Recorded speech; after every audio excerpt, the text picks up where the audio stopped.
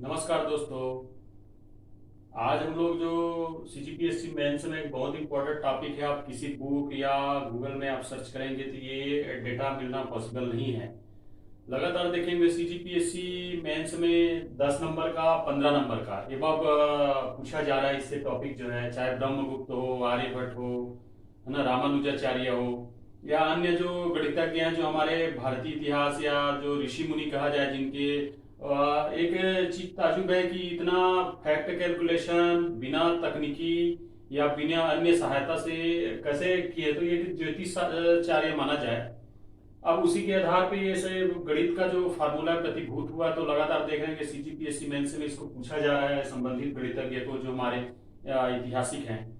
तो आज हम लोग सबसे पहले ब्रह्मगुप्त का करते हैं चर्चा जो है। तो मैंने 2018 से या 19-20 या उससे पहले जितने भी देख लीजिए कि सीजीपीएससी मेंस में, तो 10 से 15 नंबर का, चाहे ब्रह्मगुप्त हो, आर्यभट्ट हो, रामानुजाचार्य हो, उनके संबंधित उनसे रचना, गणित से संबंधित रचना, फार्मूला और क्या क्या उनकी उपलब्धि है, इसको जरूर पूछा जा रहा है।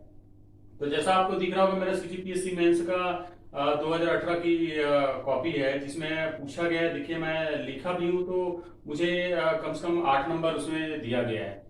तो ये कहीं ना कहीं स्कोरिंग आपको रहता है, थोड़ा सा मेहनत करना पड़ता है हमको। और जो इसमें दर्शन, ऐतिहासिक और कुछ फैक्ट बातों को लिखना पड़ता है, तो बकायदा जांचने वाला नंबर देता है यदि सही मानसिकता में बैठा है तो चलिए हम लोग ब्रह्मगुप्त का आज चर्चा करते हैं। तो दो कृति इनकी, ब्रह्म स्फुट सिद्धांत और खंड खाद्य सिद्धांत। आपको सुन के ताजुब होगा कि ये दोनों सिद्धांत जो है पूरी विश्व में प्रथम गणित की लेख थी। अरबी भाषा में इसको कई रूपों में या फिर अन्य यूरोपीय या चीनी यूची रूपे में इसको ट्रांसलेट करके उन्होंने रूपांतरण किया और नया नया इन्वेंशन जारी रहा। हमारे यहाँ तो क्या है कि ऐतिहासिक रूप से दब के बातें जो है, और आज के लेटेस्ट टेक्नोलॉजी में तो ये सब चीजें को उतना महत्व देते नहीं, लेकिन कहीं ना कहीं उसकी जो गणित की उद्बोधन, जितने भी फार्मूला मैं लिखा हूँ, रचना यहीं से हुआ है, कहीं दूसरा व्यक्ति ने किया नहीं है। अब गणितीय परिप्रेक्ष्य में हम चलते हैं। तो गणितीय परिप्रेक्ष्य में सबसे बड़ी इसकी जो रचना थी, ब्रह्म स्फुट सिद्धांत था, बहुत इंपॉर्टेंट है। अब इसमें देखिए हमको लिखना कैसे है। अब ब्रह्म स्फुट सिद्धांत आ गया, अब इसमें इन्होंने क्या किया, शून्य का आविष्कार किया। तो शून्य बाई शून्य डिवाइडेड करेंगे, शून्य ही होगा। अर्थात शून्य को शून्य से डिवाइड करिए या शून्य को शून्य से किसी अन्य को डिवाइड करिए, जैसे 100/शून्य कर दिए तो शून्य ही हो जाएगा।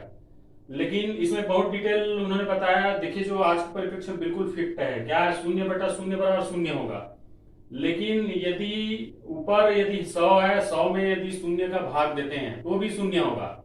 और शून्य के किसी भी अंक के आगे जोड़ दिया जाए तो उसकी महत्व नहीं रहता जितना उसके पीछे जोड़ दिया जाए। जैसे मैं आपको समझाऊं, जैसे आप लोग देख रहे हैं कि ये क्या है, एक है ना भाई। एक के बाद आपने क्या किया, यहाँ पे शून्य जोड़ दिया, एक ही मान रहेगा। लेकिन एक के बाद मैं यहाँ पे 100 जोड़ देता हूँ, बाद में जोड़ देता हूँ, इसकी मान क्या है, बढ़ जाएगा ये। तो वही है कि शून्य का जो हम लोग देखें विशेषता, इन्होंने ही बताया। देखिए, आज के परिप्रेक्ष्य में बिल्कुल वो सही चीज हो रहा है, आप देखिएगा, समझिएगा। अब इसी जो ब्रह्म स्फुट सिद्धांत है, 12 अध्याय में क्या है, गणित, अंगगणित, ज्यामिति के बारे में वर्णन किया। हमको इसी लिखना है पॉइंट वाइज, तब वो नंबर देगा आपको जांचने वाला। अब इसमें 18 अध्याय में बीज गणित, जिसको कटक गणित कहते थे उस समय, जो है संस्कृत में ही उद्बोधन हुआ है, आज हिंदी रूपांतरण हुआ है। और जो हमारे जो भारतीय जो अंक है कि एक को कैसे लिखते हैं, दो को कैसे लिखते हैं, वैसा लिखा गया। ये तो इंग्लिश विधि है ये। अब इसमें पहला बताया गया 18 अध्याय में कि रैखिक गणित ये होता है। देखिए, एक्स माइनस बी वाई बराबर सी। उसी तरह से द्विघाती रैखिक गणित जो है nx² + 1 is equal to y² होगा। अब पाई का मान इन्होंने ही बताया, तो पाई का मान देखिए 3.14159265 है। अब ये जो एक्चुअल बताया, 10 का जो वर्गमूल है, हम लोग जैसे लिखते हैं ना भाई, 10 जैसे 10 वर्गमूल लिखिए, ये 10 वर्गमूल लिख दिए, इसके बराबर जो अंक है ना भाई, वो अंक इसके कहीं ना कहीं पैरेलल होता है। अब यहां तक आप लिख लिए, कैसे फ्रेमिंग करना है आंसर में बताता हूं मैं। अब चौथा में देखिए, आपको दिख रहा होगा प्रमेय का सिद्धांत, यहाँ पे आगे प्रमेय का सिद्धांत देखिए। तो प्रमेय सिद्धांत में आपको चित्र बनाना है, चित्र बनाने के बाद क्या है, उसको चतुर्भुज देना है, चतुर्भुज के बाद उसको काटना है। तो काटने में देखेंगे कि उन्होंने बताया कि ये जो दोनों भुजा है, इस भुजा के इक्वल रहेगा, उसी तरह से ये भी दोनों भुजा इक्वल है। तो अर्थात इसका कहना है कि भाई प्रमेय में सिद्ध हो जाता है कि आपस में सभी चतुर्भुज की भुजाएं क्या होती है, समान होती है, इसलिए चतुर्भुज बोलते हैं। भाई चतुर्भुज कब बोलेंगे आप लोग देखेंगे, है ना भाई। चतुर्भुज मतलब क्या हुआ, ये सभी इसके चारों भुजा क्या है, आपस में बराबर है ना भाई। तभी तो अब जैसे ऊपर क्षैतिज यदि ऊपर ऊपर भुजा यदि बराबर है या विषमता है तो आयत हो गया, और सभी भुजा आपस में बराबर है तो वर्ग हो गया, जैसे हम लोग गणित में आजकल देखते हैं। तो प्रमेय सिद्धांत में उन्होंने यही बताया कि कोई भी चतुर्भुज जो है उसकी सभी भुजाएं बराबर होती हैं, और उन भुजाओं को आप जितने भी भागों में विभाजित करें वो भुजा भी आपस में बराबर होंगी, तभी तो चतुर्भुज हुआ ना, नहीं तो उसकी क्या आकृति चेंज हो जाएगी। अब इसमें दूसरा है चतुर्भुज का क्षेत्रफल निकालना है, ये तो उसका सिद्धांत बताया कि प्रमेय के सिद्धांत के हिसाब से चतुर्भुज क्या है।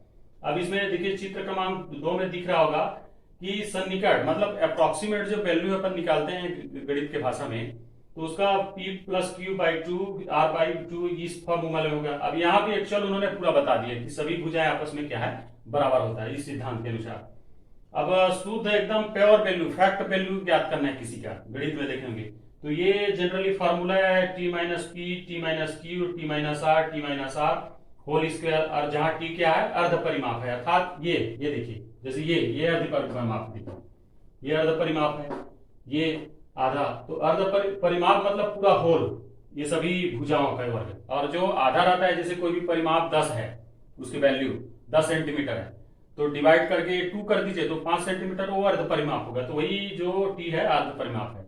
तो ये छोटा सा जानकारी है, लगातार मैं और आर्यभट्ट है या फिर रामानुजाचार्य है उससे संबंधित मैं वीडियो आपके सामने प्रस्तुत करूंगा, तो इसको अच्छे से पढ़िए, डिस्कशन करिए अपने दोस्तों के बीच में, और आंसरिंग प्रैक्टिस करिए जरूर। आपको मतलब 15 नंबर का भी क्वेश्चन है तो 8 से 10 नंबर आपको देगा, और बहुत कम समय में आप लिख सकते हैं और अचीव कर सकते हैं। इसमें आर्यभट्ट का दिया होगा तो इसका आप ब्रैकेट में जरूर इसका जो जन्म और जो मृत्यु दिवस है उसको जरूर लिखिए।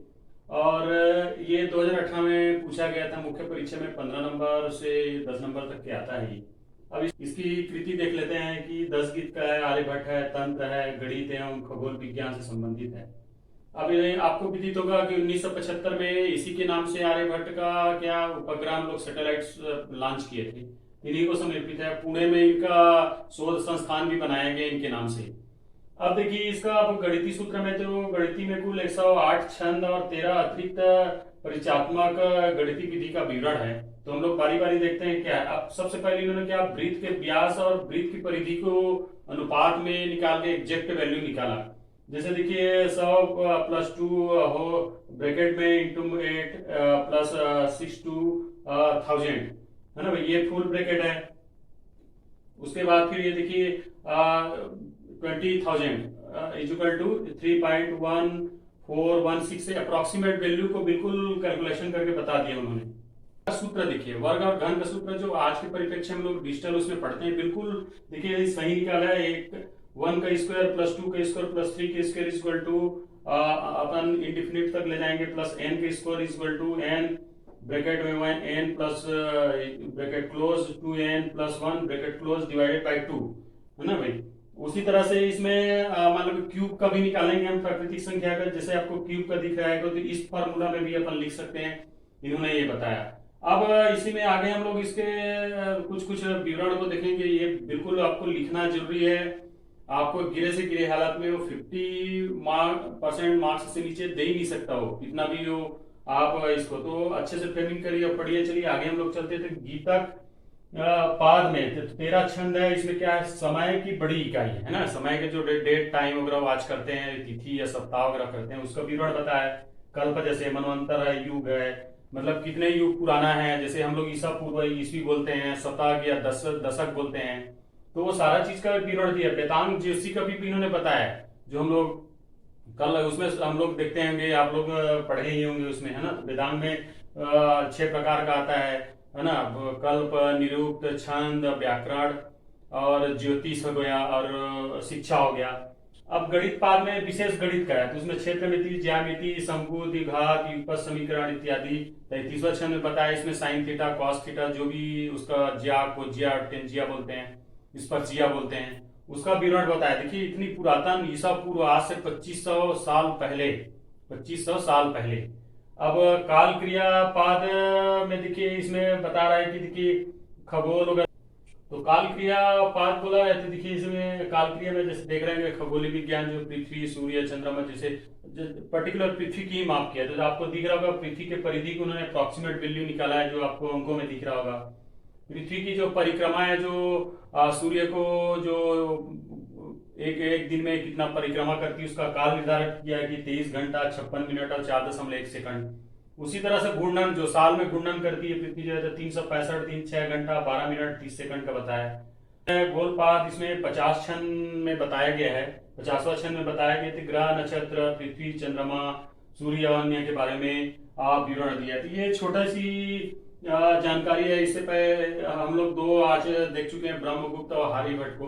तो आप इतना पॉइंट में भी लिखते हैं तो जांचने वाला क्या एटलीस्ट 50% से कम देगा नहीं और आपका समय भी बचेगा, बाकी अन्य क्वेश्चन में आप फुल कॉन्फिडेंस या समय दे सकेंगे। और चूंकि 10 से 15 नंबर के जो क्वेश्चन देखें जो गणित का आता है मेंस पेपर में, उसमें देखेंगे काफी वो लेंथी क्वेश्चन पूछता है। 5 क्वेश्चन पूछेगा, 10 नंबर का रहेगा उसमें। तो आपको क्या है उसमें उलझने के बजाय क्या है इसको आप लिखेंगे तो आपको अच्छा मार्क्स मिलेगा और बाकी क्वेश्चन में आप ज्यादा टाइम दे सकते हैं। आगे मैं इसी क्रम में दो और बरामीर है अपना रामानुजाचार्य है, 2 बच गए, उसको अपन नेक्स्ट कभी भी करेंगे। तो ये 2 आपके सामने प्रस्तुत किया, कैसा लगा कमेंट बॉक्स में बताइएगा और अपनी राय व्यक्त करिए और पढ़ाई सतत जारी रखिए क्योंकि नवंबर तक नोटिफिकेशन 2021 का आ जाएगा। तो तब तक के लिए धन्यवाद।